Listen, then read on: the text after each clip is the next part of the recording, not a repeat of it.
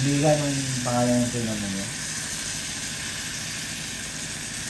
Dalawang tuna ang nilito ng amiga. And then, royal tuna chunk.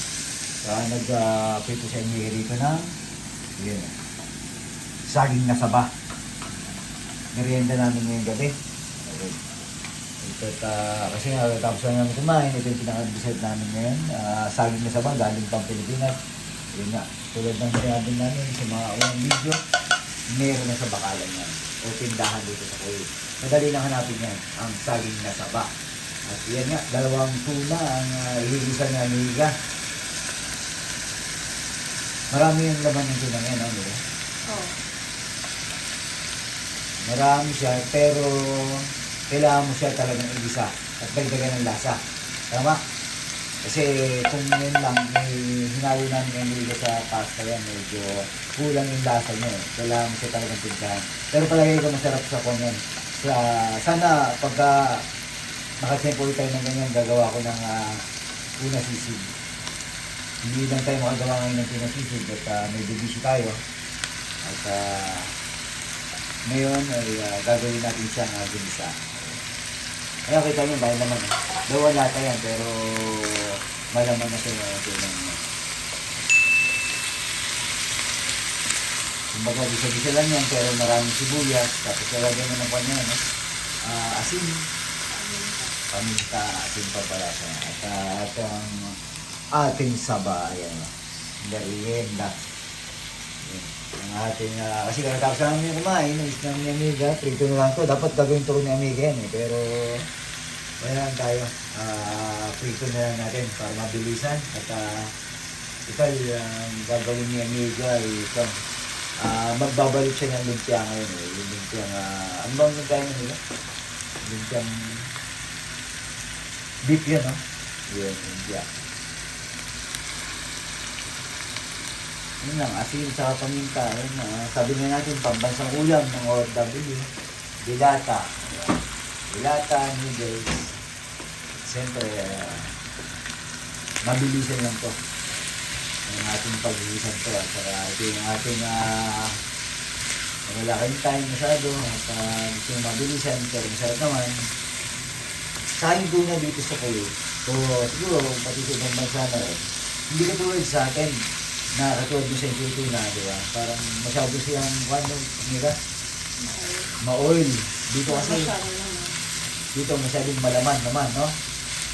Masyadong malaman. Kahit si Mami gusto yan, di ba? Yung gusto niya dito sa Kuwait, no? Kasi siguro, kahit siya, kumbaga parang ang tino sa atin, kumbaga parang konti lang, pero pagbukas niya, dito, yung tunang dilalam dati, kasi lubong mo ka, no? Malamang kasi. Dati kasi ma-oil. Pwede bilangin. Yung tuna. Diba? Dito kasi, ayan. Hindi tayo.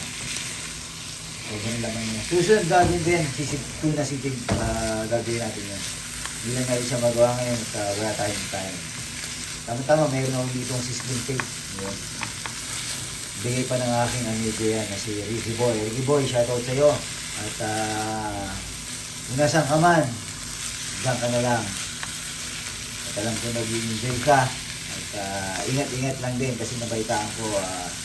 Hindi ko nabaitaan. Ikaw mismo nagsabi sa akin na dyan sa mismo yung pinagkatrabahoan mo ay natinod. Kaya ingat-ingat lang din. At alam mo na, ang bawal sa buhay. At bawal sa oil.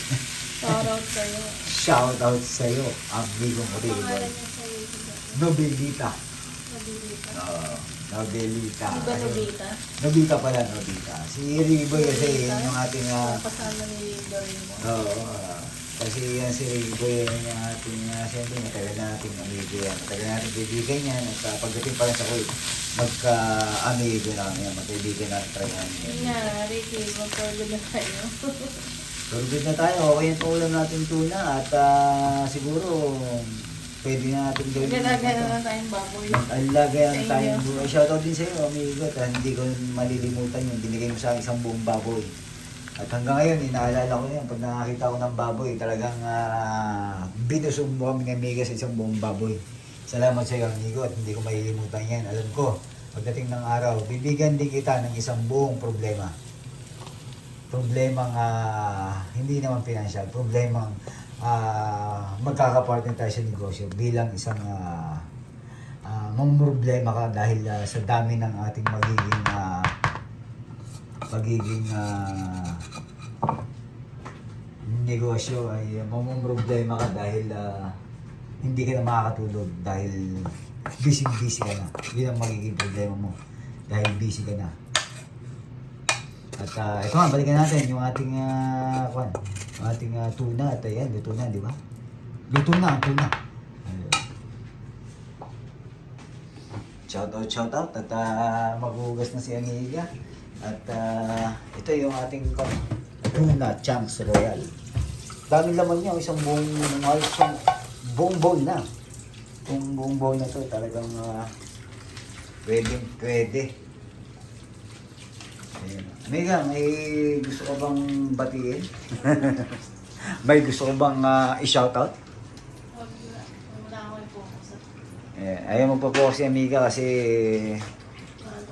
inaantok daw si Amiga. Ayan, at maaga kasi siyang pumasok at maaga yung nagising. Kaya medyo inaantok na yan. At galing pa sa trabaho yan. Kaya paano, hanggang dito na lang at tayo magme-merienda na. Ito ang simpleng buhay namin ni Amiga at simpleng pagluluto ng ating araw ngayon. Araw ng Kuwait namin ni Amiga. At nagsaing na rin ako dito. Ayan yung ating sinaing. Ito yung ating sinaing. Ayan, kumukulo na rin. At ito yung mga hinugasan ni Amiga ngayong pagdating niya. Siya pa rin ang naghugas. Kasi ganyan kasipag ang aking Amiga. At siya rin ang nagprito nitong saging na yun. Magbabalik pa siya mamaya ng lumpia. Kaya siguro hanggang dito na lang ang aming channel, ang aming video ni Amiga. Habang si Amiga, kunin natin habang siya yung naghuhugas. Ayun, pansinin niyo itong ating, yung ating hinuhugasan ni Amiga. Nauna pa kay Amiga yan, yung kawaling yan. Kasi nauna ako dito sa Kuwait. Yung kwento natin, alam niyo na, sumunod na yung channel natin. Nauna ako kay Amiga bago natin yung balikan nyo ating istorya noon, panoorin niyo po at para malaman nyo kung anong naging istorya namin ng Amiga at paano siya nakapunta dito. Pero yung kawali na yan ay si Amiga, na kumbaga parang naabutan pa ni Amiga kasi yung kawaling yan halos sabay kaming dumating dito. Yan ang pinakauna kong kawali dito sa Kuwait. At hanggang ngayon, hindi namin tinatapon kasi siyempre, nanghihinayang kami, yan ang kapartner ko dati, di ba? Yung kawaling yan. At saka yung pinakita ko nung nakarang araw, yung ating rice cooker na maliit, yun ang ating kapartner. Ayan, kita nyo, ang itim, papakita ko sa inyo. Ayan, hanggang ngayon, magkapartner kami yan, yung kawaling yan. Kaya, shoutout sa iyo, kawali, at hindi mo kami iniwan, hindi mo ako iniwan. Hanggang dumating si Amiga, nabutan ka pa. Kawali. Ano na? Pati kawali, sinashot. Shoutout sa iyo, kawali. Pati kawali, kinakausap mo. Oo, nakakausap mo. Pagka kayo OFW, relate tong mga OFW, lalo na yung walang Amiga dito, walang kausap. Minsan magsasalita kayo mag-isa. Alam niyo yan, relate kayo dito, mga ka-OFW. Shoutout sa inyo. Pagka kayo ay isang OFW, minsan magsasalita kayo mag-isa. Ayan na, ang ating araw at sana lagi tayong ligtas, lalo na sa Pilipinas na lagi tayong binabagyo. Tapos lang ng bagyo dyan, yung bagyong Karina, medyo maraming binaha sa Pilipinas. Kaya ingat-ingat tayo dyan at September na, mabilis lang ang panahon. At bear na, lalabas na si Jose Marichan. At bear months na, ibig sabihin, countdown na sa ating Pasko. Yan ang gusto natin nung kabataan tayo eh. Pagka bare months na, lalo na kung nabutan nyo ang ating Sinday Baliday na yun, di ba? Yung mga batang 90s, nagbibilang na siya dati na ganitong araw na lang at Pasko na. Ayun, no?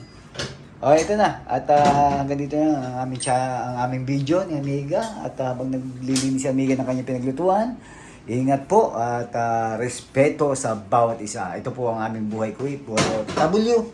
At subaybayan nyo sana kami. Please like, share, and comment na rin po ang aming buhay Kuwait. Buhay OFW.